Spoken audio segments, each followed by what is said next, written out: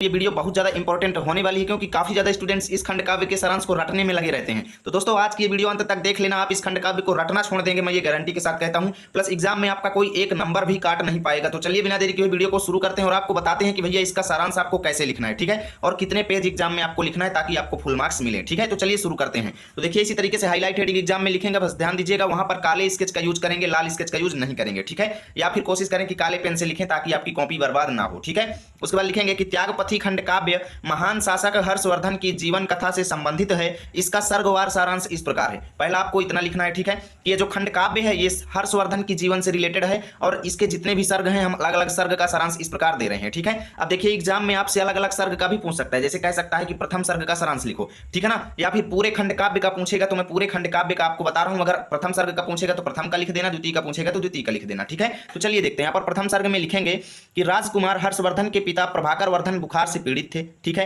हर्षवर्धन उनका बहुत इलाज करवाते हैं परंतु वो ठीक नहीं हुए। हर्षवर्धन के बड़े भाई राज्यवर्धन हूणों से युद्ध करने के लिए गए थे। हूण एक जाति थी, ठीक है ना, हूण एक जाति थी, तो उन्हीं लोगों से वो युद्ध करने के लिए गए थे। हर्षवर्धन की माता अपने पति की दशा को देखकर स्वयं आत्महत्या कर लेती हैं। कुछ दिन बाद प्रभाकर वर्धन की भी मृत्यु हो जाती है। अब प्रभाकर वर्धन कौन है? हर्षवर्धन के पिता हैं और हर्षवर्धन की माता जो है प्रभाकर वर्धन के बीमार होने की वजह से वो स्वयं की आत्महत्या कर लेती हैं, क्योंकि प्रभाकर वर्धन का बहुत ज्यादा इलाज कराया जा चुका था और वो ठीक नहीं हो रहे थे, ठीक है। हर्षवर्धन दुखी मन से उनका अंतिम संस्कार कर देते हैं। उसके बाद अब आप लोग यहाँ पर हेडिंग डालेंगे द्वितीय सर्ग और इसमें लिखेंगे कि जब राज्यवर्धन कौन थे? हर्षवर्धन के बड़े भाई थे और राज्यश्री कौन थी? हर्षवर्धन की बहन थी, ठीक है ना। ध्यान दीजिएगा, मैं पूरा डिटेल आपको बता रहा हूं। राज्यवर्धन हर्षवर्धन का बड़ा भाई था और राज्यश्री हर्षवर्धन की बहन थी, ठीक है। तो द्वितीय सर्ग में लिखेंगे कि जब राज्यवर्धन अपने नगर आते हैं, यानी जब हूणों को हरा करके वो अपने नगर आते हैं तो हर्षवर्धन की दशा देखकर बिलख बिलख करके रोते हैं, ठीक है।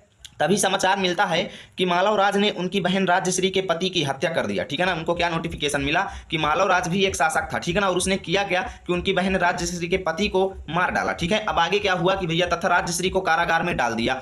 राज्यवर्धन क्रोधित होकर मालवराज को मारने जाते हैं, ठीक है ना, यानी गुस्से में आ जाते हैं और उससे बदला लेने के लिए चल देते हैं, परंतु गौड़ नरेश जो है छल पूर्वक उनकी हत्या करवा देता है, ठीक है ना, यानी कि छल से उनको मार डालते हैं। और यहां पर ध्यान दीजिएगा राज्यवर्धन भी मारे गए। अब कौन कौन बचा? राज्यश्री बची और हर्षवर्धन बचे, ठीक है ना, मात्र दो लोग बचे क्योंकि माता पिता तो पहले ही मर चुके थे। इसमें लिखेंगे कि ऐसा सुनकर हर्षवर्धन युद्ध के लिए चल देते हैं। तभी उन्हें पता चलता है कि राज्यश्री बंधन मुक्त होकर, देखिए राज्यश्री को उन्होंने कारागार में डाल दिया था, ठीक है ना, तो मौका पा करके वो वहां से भाग निकली थी और विंध्याचल की ओर चली जा रही थी, ठीक है ना, विंध्याचल में जाकर के आत्महत्या करने चली गई हैं। तभी उनको पता चलता है कि इनको हर्षवर्धन को, ठीक है, तो हर्षवर्धन उन्हें खोज लेते हैं और आत्महत्या करने से बचा लेते हैं, ठीक है। अब यहां पर देखिएगा दोस्तों एक पेज आप सभी का हो चुका है और आगे चलिए चलते हैं नेक्स्ट पेज पर।